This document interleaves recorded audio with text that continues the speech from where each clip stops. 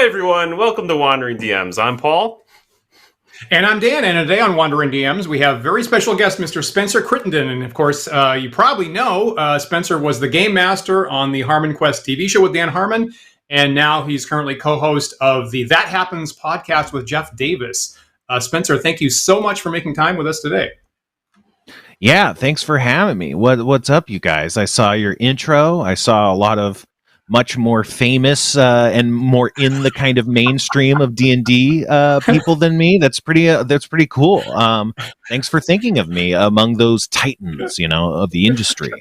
I'm not sure I totally agree with that. I think you're at the top of the list there, Spencer. Quick reminder to our viewers, if the live chat here today goes too fast and we miss a question, feel free to use the super chat on YouTube, and we will be sure to get that question to Spencer. So looking forward to whatever our viewers might have questions today. So so just a recap, you started becoming top tier when you showed up on the Harmontown podcast that Dan Harmon would do live with Jeff Davis. And it's amazing to me that the moment that you actually met Dan and Jeff for the first time is caught on a recording. What I couldn't figure out what year was. What year was that when you showed up there? Let me just say 2012 or something. That sounds right. I don't know. I know it's been in the neighborhood of a decade since then. I think we're under, but yeah, probably close to then. Yeah. While ago, it's weird. It's hard to imagine, the trajectory of my life otherwise. Who knows what even would have happened. I'll probably work at an Apple store or a Best Buy. It's one of the most amazing things to have on a recording. Like Paul and I constantly wish that some of the older school guys had examples of their gaming on tape, and we can never find it. But we can find the initial moment when you started getting famous. Maybe just for viewers that don't know that particular moment, tell us how you got started working with Dan and Jeff. Well, just a quick preface. D&D is a social game, and it's fraught with social perils, and I had to have a lot of social perils in my personal DM groups and D&D groups and stuff, and I had honestly sworn off D&D because I was like, D&D destroys friendships, just makes me feel bad. It's just sanctioned bullying, man. I just felt so bad about how all the games went and stuff. I don't know. Nerds are we could be very welcoming, and we could be very prone to the same social dynamics of other humans. But anyway, so that was kind of going into it, and then I started listening to podcasts because I was depressed, and I started listening to Harmontown, and he mentioned D&D 2 or 3 times in the first 2 or 3 episodes, and I was like, wait a second. I might be able to play D&D with these guys. And that was just a weird, insane thought I had in my head. And I acted on it. I went to the show because I had finally gotten more time in my life where I could do, things. I've never done anything like that, never gone to a comedy show. And I was like, I got to branch out, I got to start living life. And I went on that fateful day.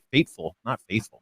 It was a faithful day of sorts. So I show up, and they started talking of, is there any DMs in the audience? Does anyone want to talk about Dungeons and Dragons? And again, because they had talked about it, we know it's this nerd kind of, the comedy show takes place in the back of a comic book store. So I was this audience is kind of probably more prone to D&D than anyone else. And I looked around, and no one was raising their hands. It was does anyone want to come up and talk about D&D? And no one's raising their hands. And I was like, oh shit. My hand went up, and they called me up, and I was basically talking them through just some very basic ideas. What D&D is, you have to pick an edition. What edition are you thinking of? Maybe you should do this, and oh, my cat. And then I guess I did so well or whatever. They were so tickled that they brought me back, and I made their characters, and they brought me back, and then I did the first session, and they said that they were gonna try and do a bit, a game show out of it, where they audition new DMs every week, and it's it's like the dating game but with DMs. But I guess they just liked me, and so I stuck with them. Then the Harmontown went on a tour, and they were like, oh, well, you're coming on tour with us. And I was like, what? And, from then on, I was a lot more in the circle. And yeah, I was just part of Harmontown from then on. And yeah, I don't know. We went to make HarmonQuest, which is a TV show about D&D. Well, internet TV show. What do you even call those these days? But so that's kind of what happened. And now I'm here in my apartment, and all of it's crumbled to dust. Out of curiosity, because we do discuss. Oh no, I think we've lost Dan. I've just noticed. I thought Dan was excitedly. Oh yeah. Oh no! I thought Dan, he was hanging on your every word. Yeah. Well, all right, great. I get you all to myself for a few minutes while Dan tries to figure out what happened to his internet. I mean, because we do ultimately talk a lot about editions on this show, out of curiosity, what edition were you playing at that time? So when I was playing, we're back. Okay, great.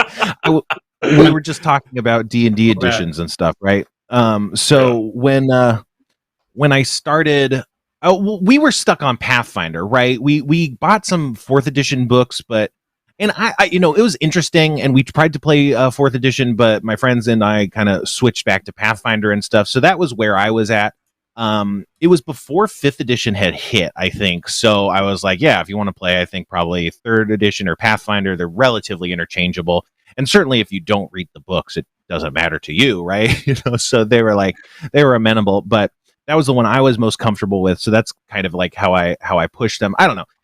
There's a lot of cool things about 4th edition, but my experience with it was really cursed. Like, I don't know. Like, I think a lot of other people's experience with it would be less cursed. But for instance, it was just weird. I also built like a dice tower with my dad, and we played 4th edition using that dice tower, and we rolled literally 10 ones in a row, and probably 15 ones over the course of 2 or 3 hours.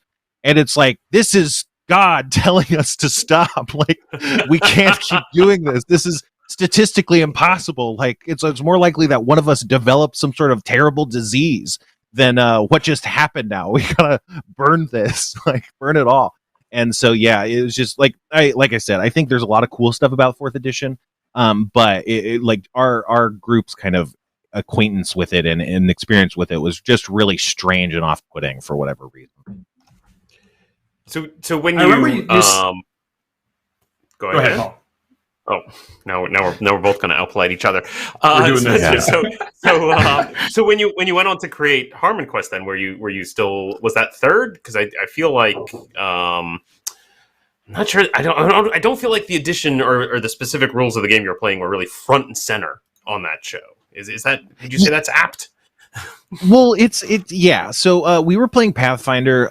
We kind of had the option of doing Pathfinder or doing 5th edition were kind of the main things we were choosing. But legally speaking, it seemed like it would be easier to deal with a smaller company like Pathfinder than deal with D&D and stuff. And we'd have very few encounters with D&D before. And they were for Community, for instance, there was a D&D episode of Community.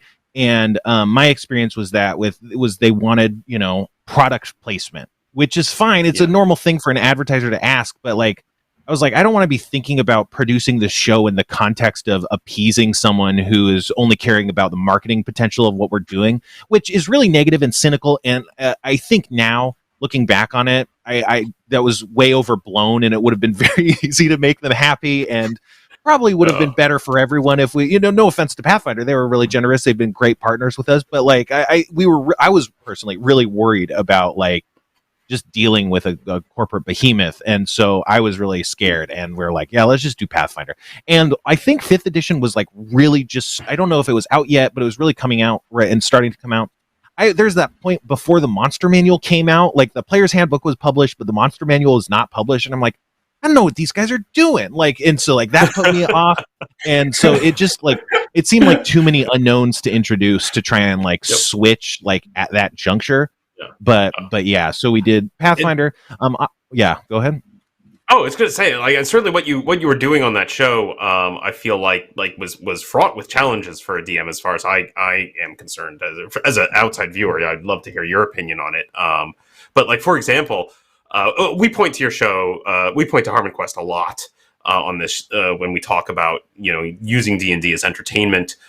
Because my opinion has always been that like it really needs editing, right? That like that just turning on the cameras and filming a 4-hour session is slow.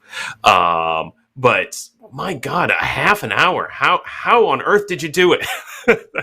That is well, obviously tight.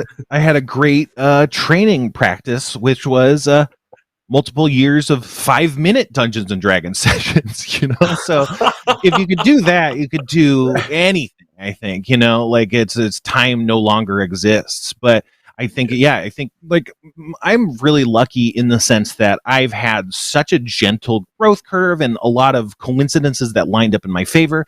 I was never a competent performer or anything, but I was a dungeon master, which is kind of a performance. You read a script, you improvise and act. And so when I was coming on stage, I got to just try and I'm just going to DM, and that's, performing. And so like I got more comfortable doing that on stage, and that made me more comfortable as a stage presence. And, similarly, like all the things we did, all the craziness of the Harmontown game was perfect practice for what would become the HarmonQuest game. It's like, what do we need? What's important? How do we keep people engaged? How do we, in Harmontown, I tried to be what was kind of normal for me DMing wise, which I just think of it as a world simulator. I don't necessarily have huge intentions. I just kind of want to have organic reactions. So if someone gets punched in the face, I want them to react like someone who got punched in the face, not someone who failed an intimidation check or something. I just try and like process it if this was a real world with coherent rules and stuff. And that was really bad on Harmontown. I think they like actively pushed against like railroading and direction, but at the same time, like when you said the world's yours, they would say like, I sit down and cry. And it's like, well, this isn't good either. It's like, you can't not go anywhere and then, rage against having to go somewhere. And so HarmonQuest, it was really focused, most of their movements were really tightly controlled. And I think, obviously, I think they were on the same page as this is a television show. We're trying to make a narrative of some sort. We assume you know what we're doing. Let's just follow your cues, And so I think because of that understanding, it helped both me design the adventure and, the players kind of stick to the rails in a way that they probably wouldn't have if this were just Harmontown or, for the podcast. Mm-hmm. Super nice. So how, like if you were DMing, offline, what are the significant differences between you running like a normal D&D session at home versus what wound up happening on HarmonQuest? So, yeah. I don't know. The thing about DMing is no one tells you how to do it. Like it's in the books and especially in other RPG books, they give you a lot more instruction on like really what you should do. But in D&D, I think 5th edition's probably the best, but the other books it's kind of like a grammar textbook where it's like, okay, you want to construct a sentence? Here's how you construct a sentence. Here's the grammar. But it's like, but what sentence am I trying to do? What's a good sentence? What will be someone read and what will make sense? It's like, no, here's how you grammar this. And it's like, that's so little of what I need to understand, And so I think a lot of people just don't know what to do. I think like Shadowrun has better direction for storytellers and stuff. And reading other books can be really helpful for your DMing game. But yeah, I would kind of, I did an approach that I call like a target approach, which I think I learned in a book called Extreme Dungeon Mastering, which I wouldn't recommend necessarily, but I think that's where I got the approach. And it's like it's like a target. So 3 circles. In the smallest circle, you plan the most. In the middle circle, you plan a lot less. And then the third circle, it's just like a couple bullet points. So you kind of focus where directly the players are and don't plan too far outside of that, aside from some random bullet points. Because, the thing about DMing is you plan a lot of stuff that never gets used. And then if you're not a balanced person, you feel really bad about it afterwards. So that was my problem with normal DMing. But with HarmonQuest, okay, so have you ever wrote a or D&D campaign that you had to run past a network for, I don't know, standards and practices purposes, and then explain to them, yeah, and they're like, oh, where's the jokes? And it's like, well, this isn't a script, this is a dungeon master's outline for how he plans to run a game, you know, and the players, I don't know what they're going to do. And the guests, you know, the celebrity guests who have never played D&D before, I have even less idea of what they're going to do. So it was like, it's a crazy way to plan a D&D game is to, first of all, it has to be broken up into episodes that then we have to, at least on some level, promise we will accomplish in the record time, you know, because in normal D&D, it's like, no, we just went to the store. You know, you listen to Critical Role, they'll spend a whole 3 or 4 hour session going to the store, which is great. But, you know, I can't sell that to the network. They're not going to like stand for that the same way. And so it was really weird getting notes that were studio script television notes, you know, on, again, a DM's outline. And I think there was a lot of good in that, and thinking about it in terms of television gave me a lot of insight into how to plan it. It was like, because it's more television-y. It's like, okay, we need this character to say this at some point in the episode. We want to foreshadow this. We'd like this to happen and this climax to happen. And that, like, it kind of brings into focus the kind of cool story elements that you want to bring to the game, and then you have to sell it to the network executives. And they have good storytelling ideas, but, you know, storytelling in a tight story isn't normally how you necessarily approach DMing, especially a tight story that will exist in 5 hours, you know, 10 half-hour episodes. So it's completely different.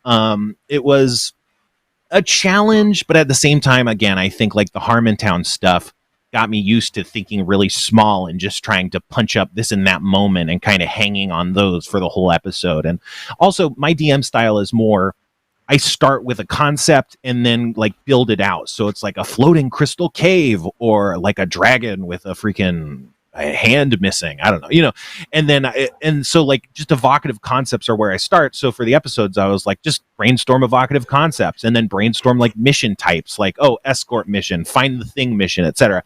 And then let's start connecting them and building off of them. And then, so you get 10 pretty different locations, 10 relatively different kind of ideas, while still kind of in this formulaic, you know, we go somewhere, we're probably going to get in a fight. Maybe we find a treasure or yell at someone, you know, and then at the end, something else happens. And then the other thing is, since it's a TV show, you can kind of insert some scenes that like don't include the players, which you can do in regular D&D, but I don't think it makes as much sense to be like cut to a shadowy tavern where the villain is like, yes, follow the party. You know, it's like that would never happen in a D&D game, but that in a DM's mind, that stuff is happening behind the scenes. It just doesn't come out. So it becomes this cool thing that you can play with because it's like, well, the players don't know, but the audience can know this. This could be really helpful for the audience. And so, yeah, I think it was a really interesting way to do it. That's fascinating. I wonder, are there elements like that you have pulled from your experience in Harmontown and HarmonQuest back into like your normal D&D play? Good question. I don't think so. Just because it was such. I don't know. I don't even know if I could do it the same way this time around if we did another season. Just because it was like such this tight. Like package of a lot of stress in times of my life and the kind of games we were playing and stuff. And it's like, I think it would be really hard to even get myself into that headspace. It just felt like making a TV show.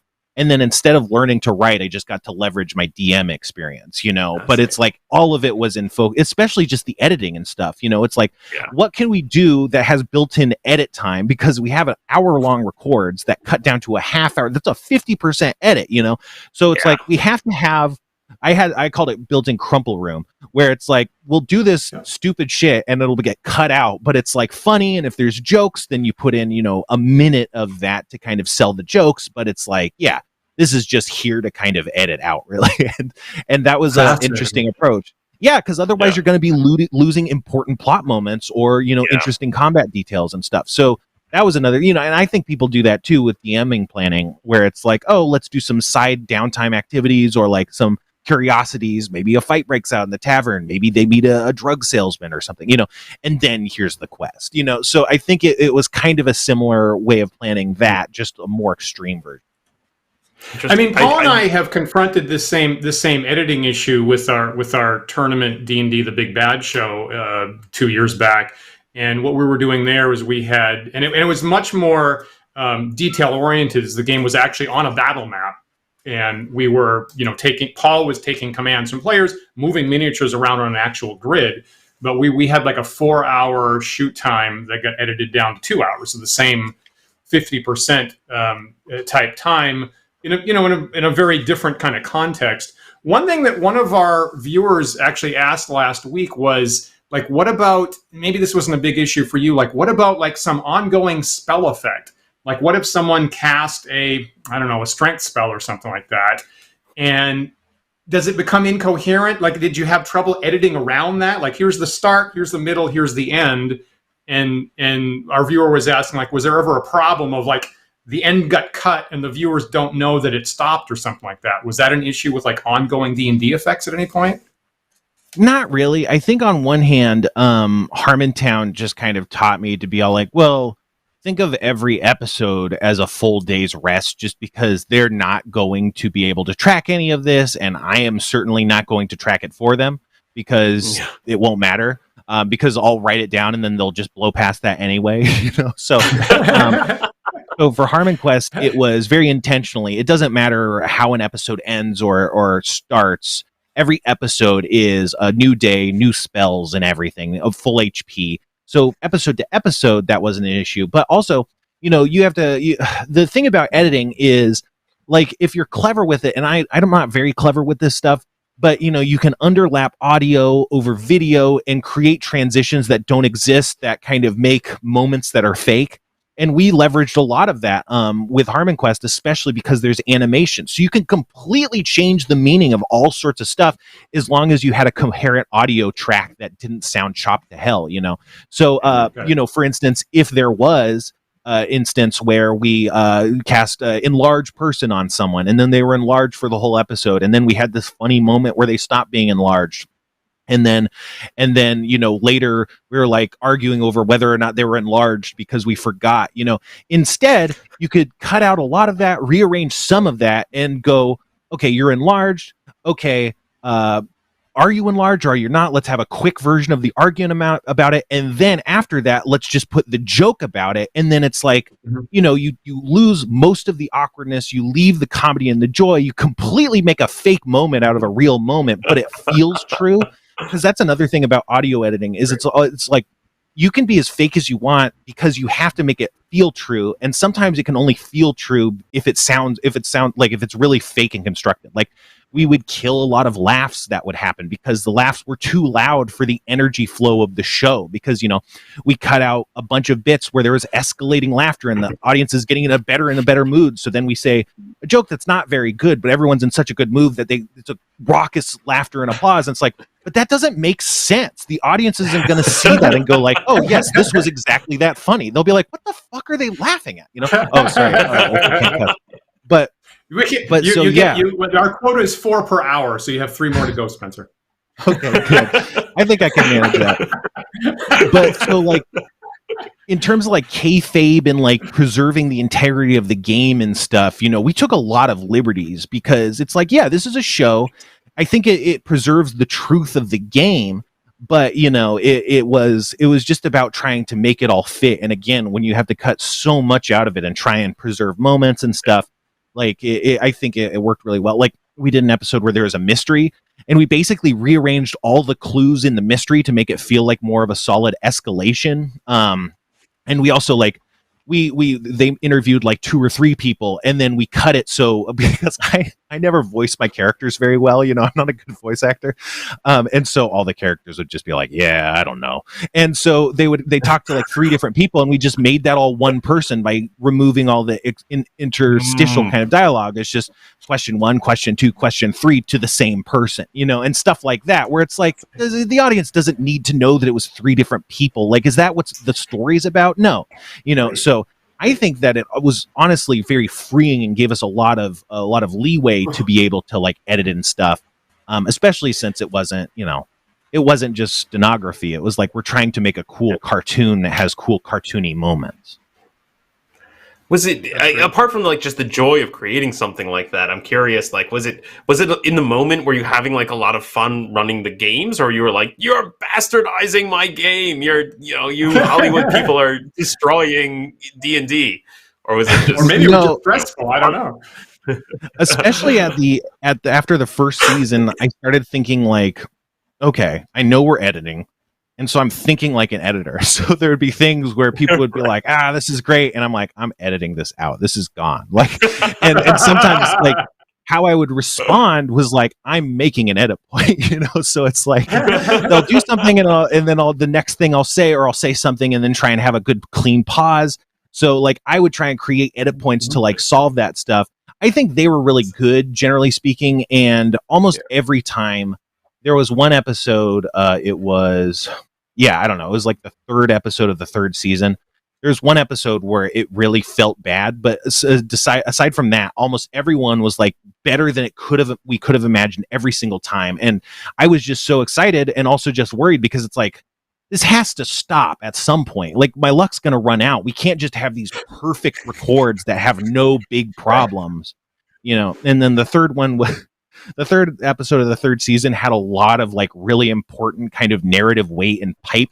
And then it just didn't get like, what I do is I kind of have bullet points for the NPCs to kind of say like, oh, once you get to the port, say like, we got to go to the station or something. It's not like, here's what you're doing and here's why you're doing it. It's just these little bullet points that then I can massage and as a DM add context that kind of fills out what they're saying.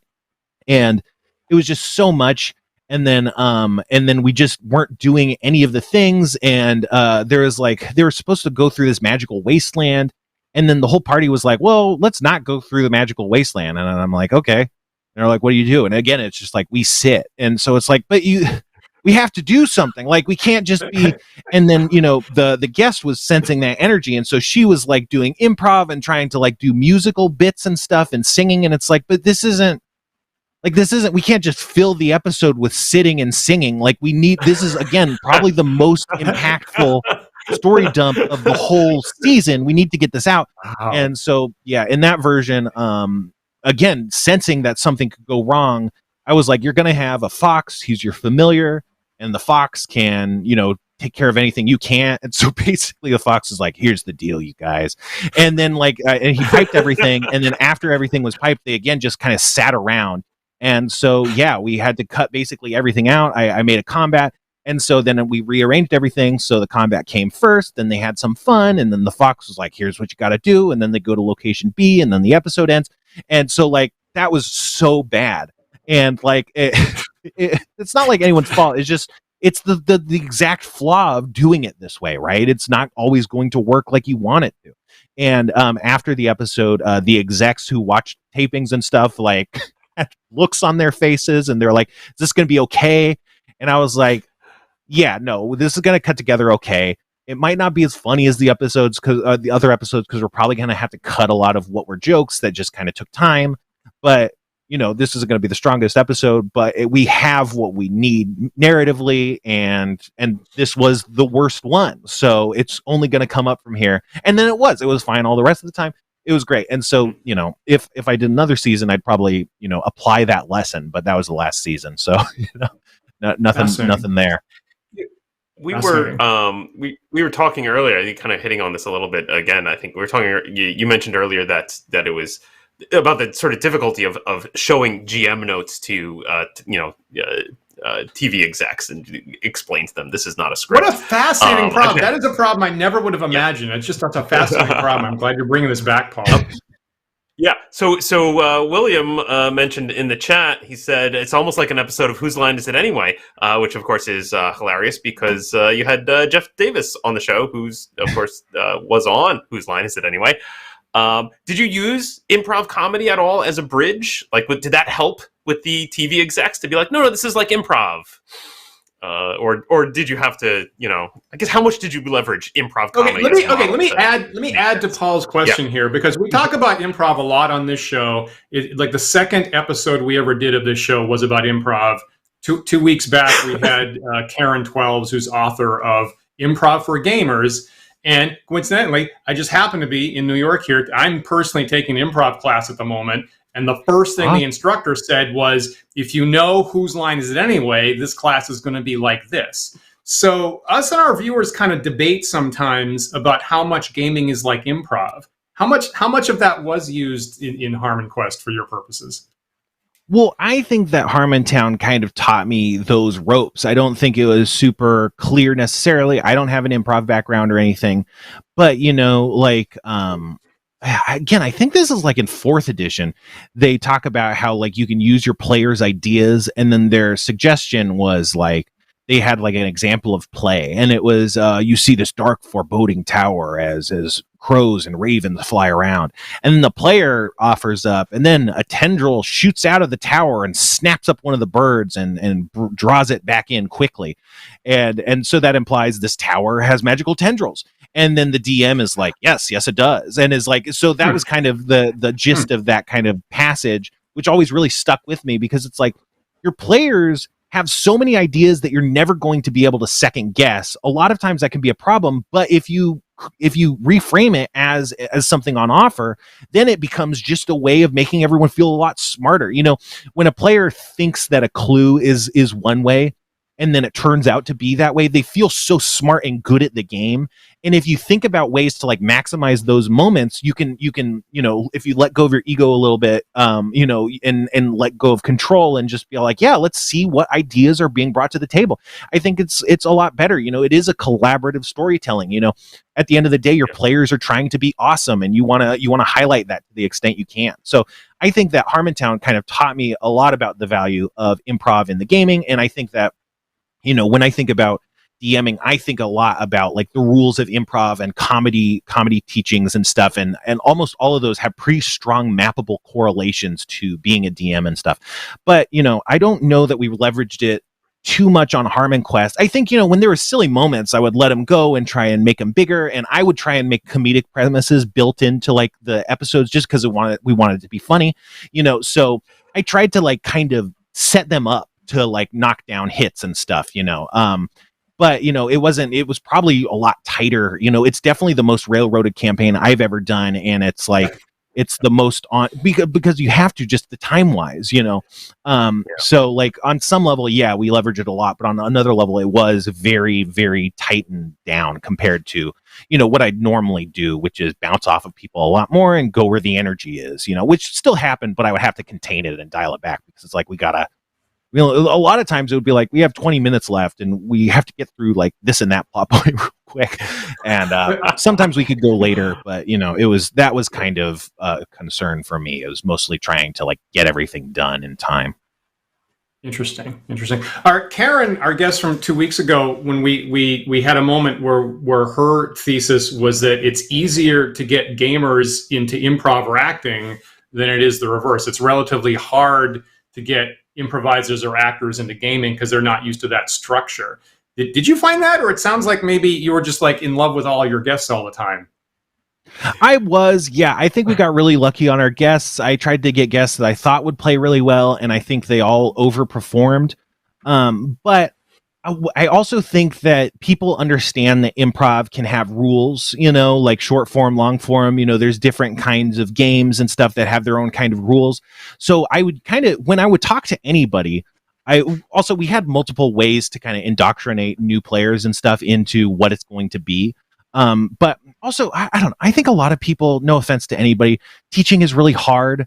I think a lot of people are really bad at teaching new players D&D. I think a lot of people are really bad at teaching new players Magic the Gathering, and it's a true tragedy to me. I really want to fix it, because a lot of times you can unintentionally inspire gatekeeping that makes people feel unwelcome and don't want to play, and that's never what I want to do, because it's like everyone can do this in their own way. There's not a right way, and you can have so much fun, and that's what matters, is having fun. You could be having fun in a new way, and it's like, why would you ever want to shut the door on anyone to that? But back to the point.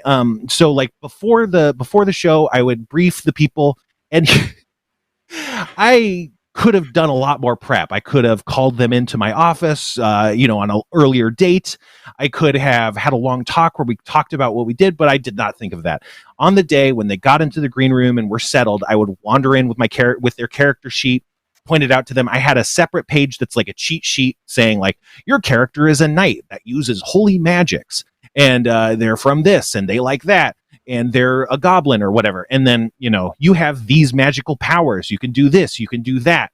You have sneak attack or whatever, and so it would just really break down very basic what it would be. And then the character sheet itself was also put in a really strong shorthand that I've developed from doing Harmontown, which is just the gist of it, because I know what the rules are. So they just have to understand what they think they're doing, and then I can figure out rules-wise what that means.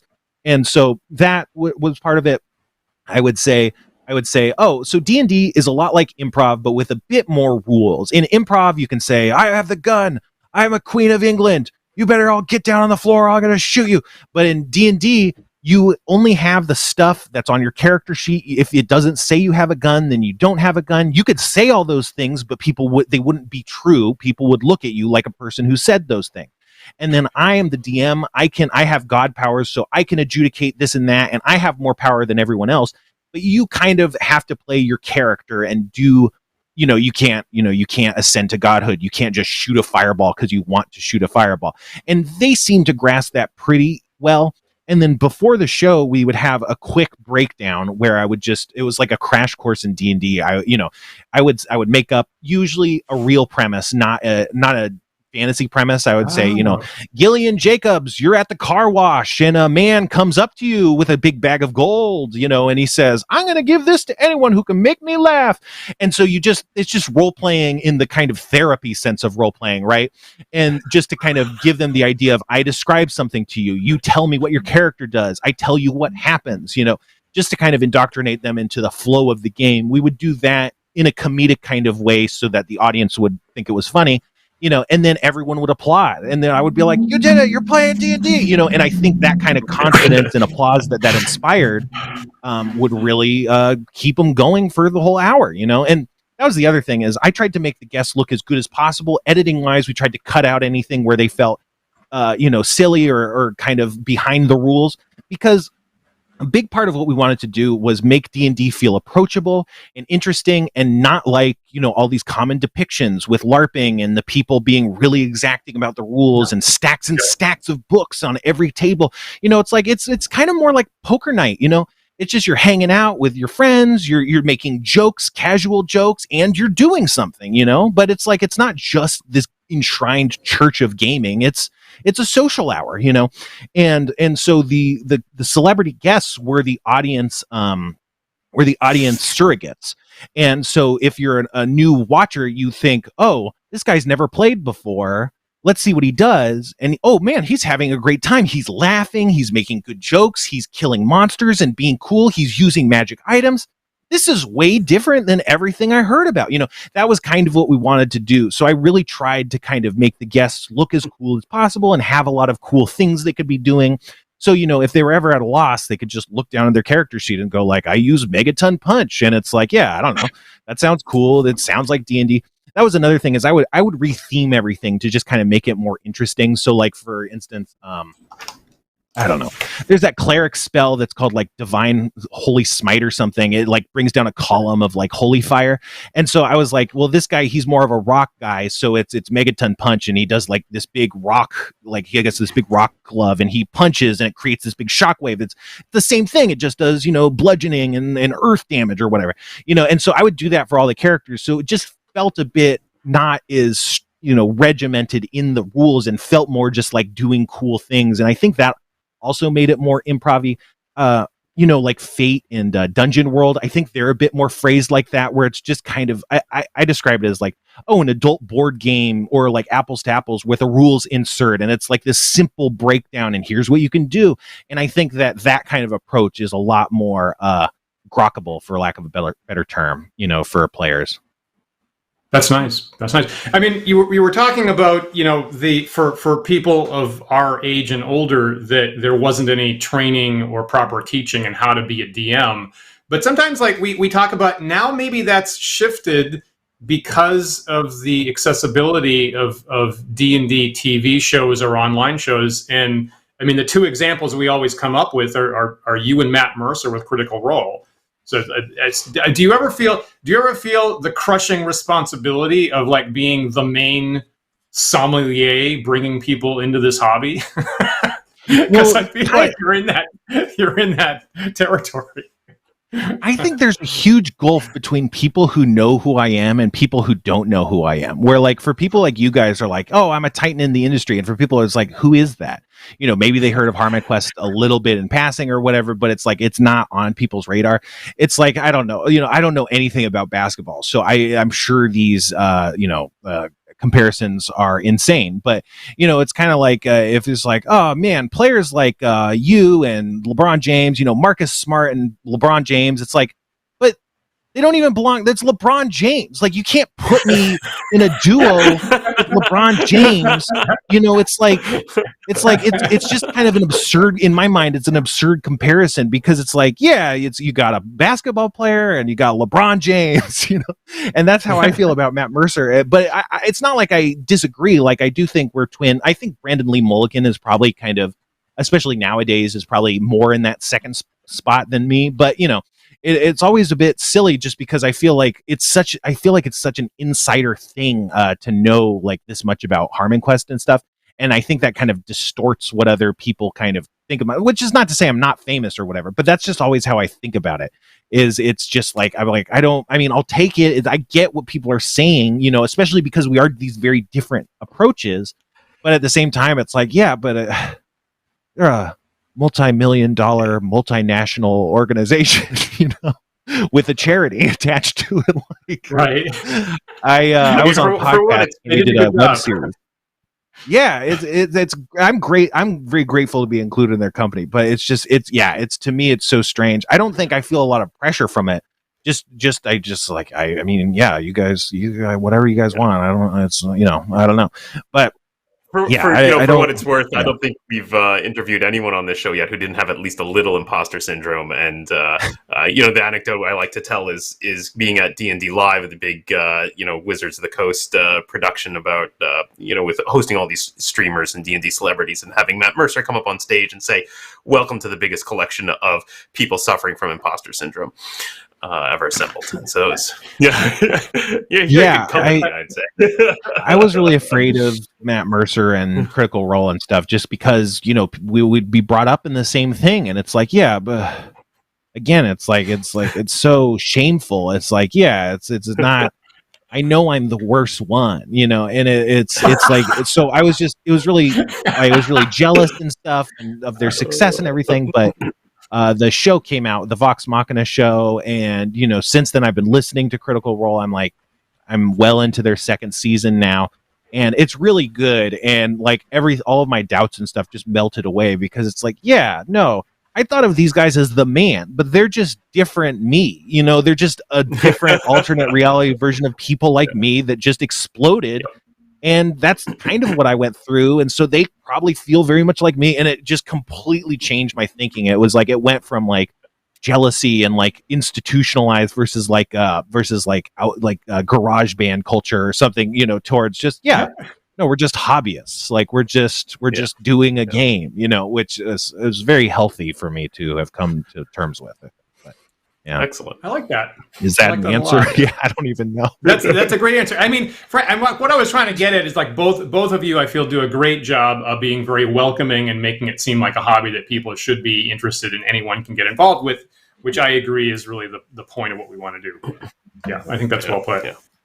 Yeah, I think I get a lot of notes from fans and stuff, and my favorite is them saying, oh, I started playing D&D because of you, and I've heard it thousands of times at this point, and it's easily the best part of being a public figure is I introduce new ways for people to have fun, and they are having fun. I'm value adding to people's lives. Like, what more can you ask? That's great. That is a fantastic way to look at it. Yeah. I mean, okay, so here's the question I got to ask. I mean, you kind of touched on this before. I hate it when other interviewers ask this question because it just seems like a painful question, but I feel like I got to ask. What is the outlook for a possible fourth season of HarmonQuest? 0, gauge it in 1 to 6 out of 6 pips on a die. Is it 1 and 6, 3 and 6? 1 and 6 is too high. It's rolled off the table, I think. Okay. But so the situation is, we got commissioned to make the show by CISO, which died. We got commissioned for a second season by CISO, and then they died, and we didn't have anywhere to exist. VRV was looking to kind of attract celebrity talent that they could leverage in their marketing. So they were like, oh, we're going to buy this. We're also going to try and get other Harmontown related stuff to put up on VRV. And it's called Verve. Everyone calls it VRV, and it is VRV, but they call it Verve because they don't understand human behavior, I guess. I don't know. How can you make your thing a 3-letter acronym and then demand people call it a fucking like word, you know? There's 2 of my 4. But they were never in the business. Burn that bridge a little bit right here on air. It's fine. It's just like they were never in the business of creating new content. It's like really expensive. Okay. So I think we were lucky to get, a 3rd season out of them. And then they made it pretty clear that they're moving away from producing new content. Like from the beginning, their whole business model was licensing. They're a subsidiary of Crunchyroll, and Crunchyroll just license anime from Japan. It's a lot more profitable to buy the rights to something than it is to commission the creation of it. And I think they got a lot more traction on their anime side. So that's kind of where they were moving. So, but they still have the rights for it because I think they still think that the Dan Harmon, the HarmonQuest is still a good draw into the service. So they're holding it. Potentially we could make what is effectively the same show.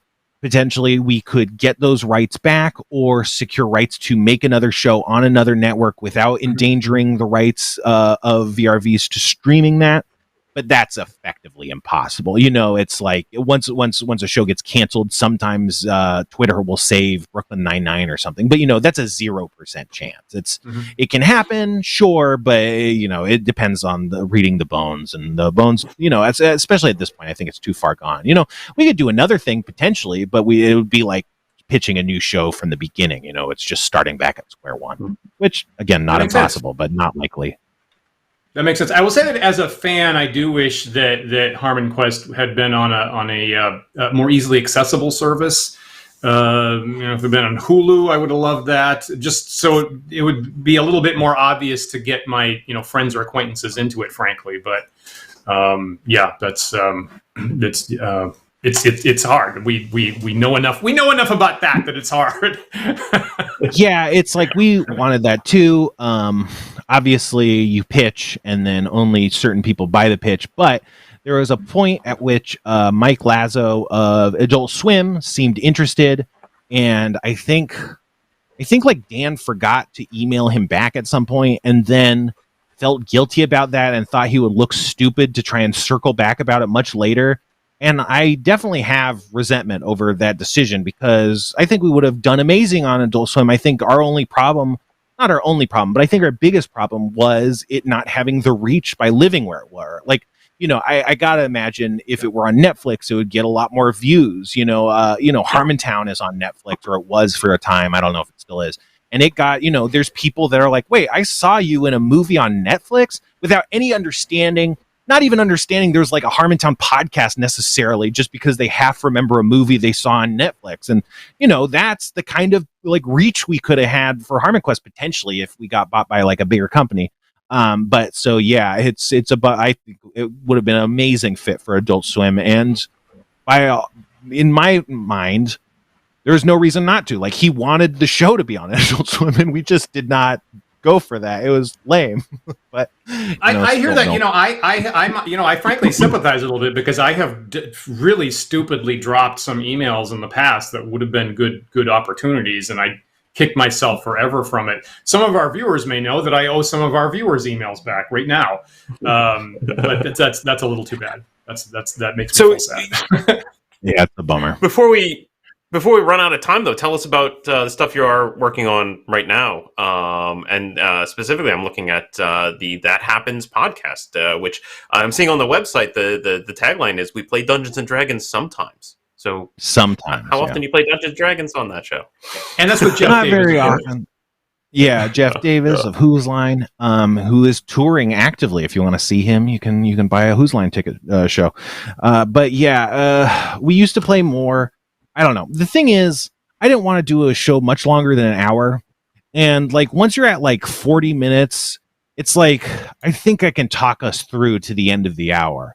And so at that point, it's like I could switch gears and start up the D&D, and then, who knows what happens. Or, I can keep ranting about my butt or something, and it'll fulfill the same time, which, on the other end of that, on Harmontown, when we would be like a half hour from the show ending, I would be so mad when they wouldn't play D&D, but now I'm essentially doing that to myself. So I have like newfound understanding of why that happens.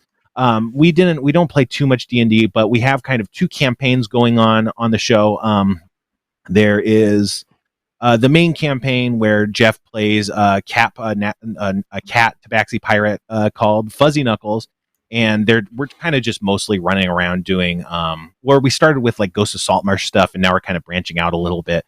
But Jeff had to go on tour, and so our producer Kevin, who plays Johnny DeFever, he kind of started flashing back to his older days of adventure, and that is like a really blatant that campaign is like a really blatant ripoff of Final Fantasy Tactics. I've just always wanted to see if you can map Final Fantasy Tactics story onto Dungeons and Dragons, and so this is just a really transparent attempt at that.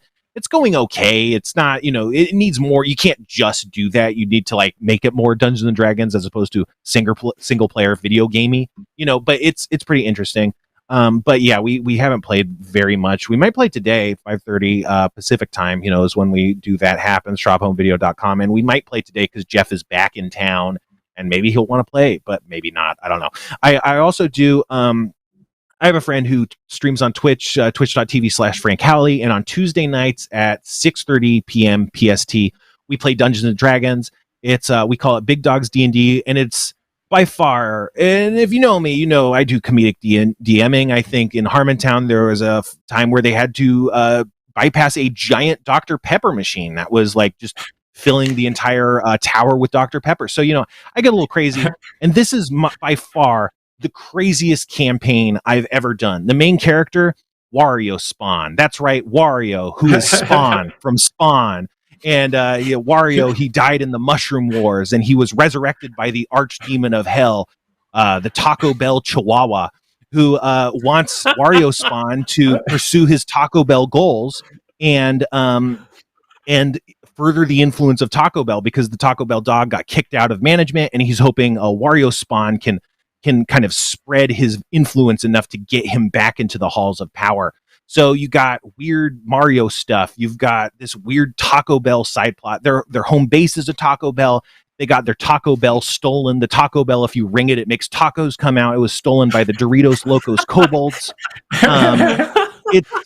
It's honestly, there are a lot more rules than it sounds like, but the actual content is insane. We killed Jigsaw from the Saw series.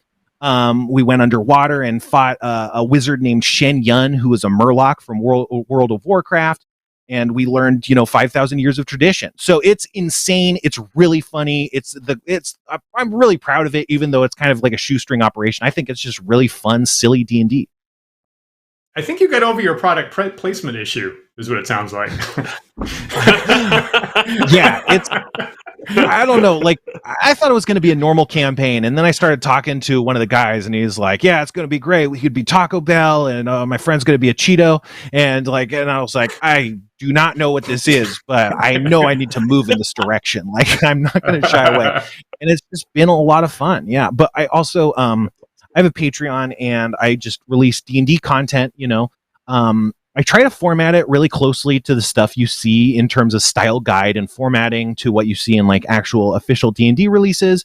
And I have art that's like from wombo.art, which is like this algorithmic art thing. So it's not, an amazing high rendering detailed art of stuff, but it's pretty cool looking art. And yeah, I got different stuff like, I did a subclass for a warlock. I did like a cult called the Cult of the Big Cool Eye with monster stat blocks, and a cult called the Machine Tide, which is like these machine worshippers that want to replace all flesh with machines and kind of further the evolution of machine and artificial life forms. And what else did I do? I did one that's called Commerce and Casinos, which is it invents a Bitcoin like god named Brock, who's the god of commerce, and he has a special coin called Brock Coin that's validated on the Brock chain, which is like this magical device that he made. And so like worshippers of Brock can do crazy things like mint NFTs, and they can investigate the Brock chain for like insight into investment opportunities and stuff. And they have a lot of spells that are kind of like video game stores where you can just sell something for half price, or you can buy an item from Brock himself by like laying down the money and like praying. And so there's a lot of commerce-based spells. There's 2 subclasses in that one. One is the Cleric of Brock subclass, and one is a warlock patron deity of Lady Luck. So it's more of kind of like a gambler casino type archetype of warlock that kind of plays with luck a little bit. And it has some stuff for what do you call it? Gambling, like ways to gamble. Like if you want to do a slot machine, if you want to do, I made a modified version of Texas Hold'em using dice where you roll D10s instead of drawing a hand. But I think it's really fun. There's even a flump splat bingo, which is kind of chicken crap bingo, but with flumps. So that one's really cool. There's some road encounters that I just put out, and I just put out my Dragoon subclass from Final Fantasy Tactics, or just Final Fantasy. You know, Dragoons, they jump way up into the sky, and then they do these spear attacks, and so it lets you jump around like a crazy madman. So I do a lot of stuff. I think it's really good. Eventually, at some point, I'm going to make a portfolio and like send it to Wizards and be like, come on, this is good, right? You want this, right? Come on, you want to hire me, right? But so I'm kind of like building a portfolio. I'm really proud of it. I also do 2 modules, the Siegler, the Siegler.itch.io. I sell 2 modules. Those are also really good. I've gotten tons of reviews. So yeah, I think, and those are also in the same kind of style guide. They got nice maps, stat blocks, or some, and everything. I'm proud of my output. And if you like D&D stuff and like homebrew stuff, I think it's pretty good. That sounds great. Is that too your much? modules, is that too much? That's an impressive body of work. We like to hear a productive guest. Are your modules on Drive-Thru RPG or someplace else? No, they're on the Siegler.itch.io right now. I think the first module is on DM's Guild, but they do take a pretty solid cut. I'm probably going to put them at higher prices on those sources at some later point, but right now it's just on itch. But you get the whole download and stuff. I don't think you might need to make an account or something, but yeah, it's not super complicated. Itch is just like a game maker site. It's more for like video games and stuff, but in recent years, people have been putting out traditional games and RPG based content on it. And I think, the small kind of gamer community, indie community, uses it a lot. So that's kind of where it is now. Cool. And if you have a submission going to Wizards at some point and need a hype blurb, we are more than willing to write one. Awesome. We support that endeavor. I just want to live. I don't want to, like, I just want a job. I don't know, like, I'll do anything, but it seems like a good direction to try and push in while I still have my moment in the sun, so to speak, but awesome. Could be good. That's great. We are just about out of time here, Spencer. Is there anything else that we didn't cover that you wanted to make sure you got out there? So I've said it can be very hard to teach D&D.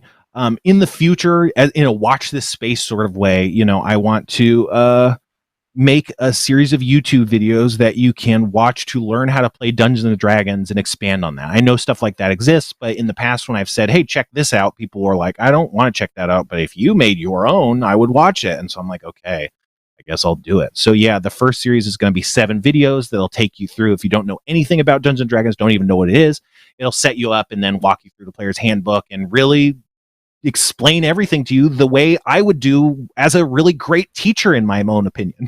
So I think that could be a really valuable resource that's not out yet, probably going to be coming out this year.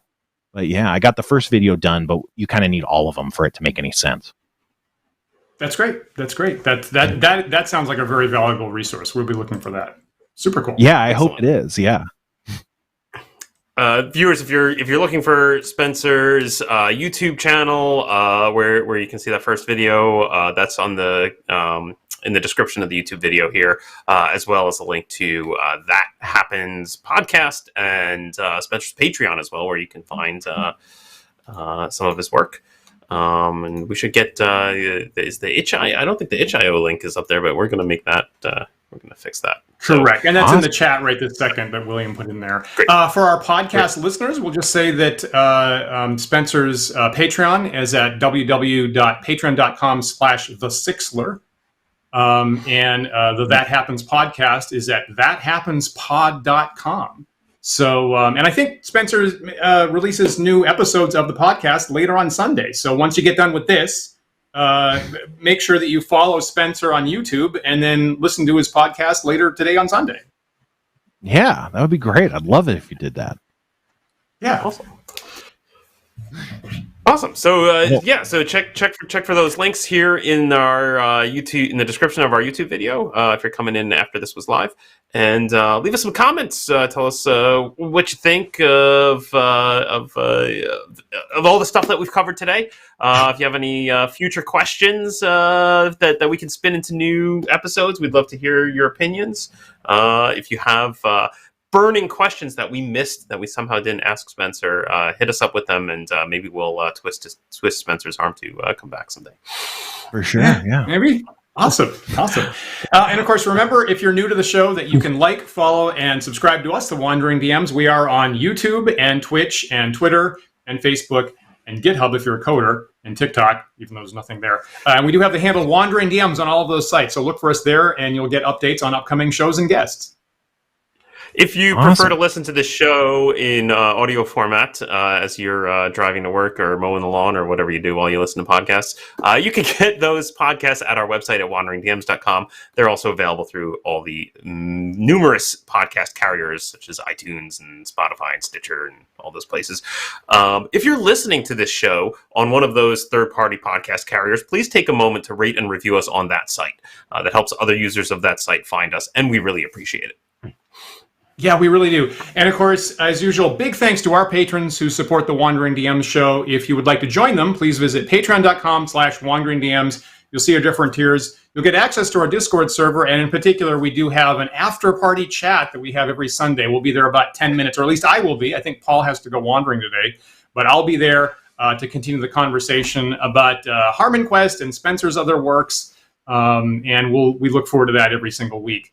Let me see. Upcoming shows. I'll be back Tuesday night with my Dan Plays Games from the Elder Times, late night Eastern time, as I play the old AD&D Dungeon Hack game and keep getting my ass handed to me over and over and over again. It's so much fun. Our Thursday show is off, but before any of that happens, be sure to check out Spencer's That Happens podcast later today and go subscribe to his YouTube channel if that hasn't happened already.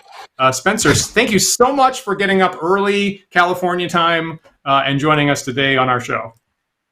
Yeah, no, thank you so much. I appreciate the offer. It's a lot of fun, and thanks for checking me out if you're watching this. And if you aren't watching this or listening to this, come on, what are you guys doing? You can't hear me anyway. It doesn't matter what I say about you. Sage words from Spencer. Don't forget, we are live every Sunday at 1 p.m. Eastern time, so we hope that you'll join us again next week for another thought-provoking discussion. We'll see you then. Bye, everyone.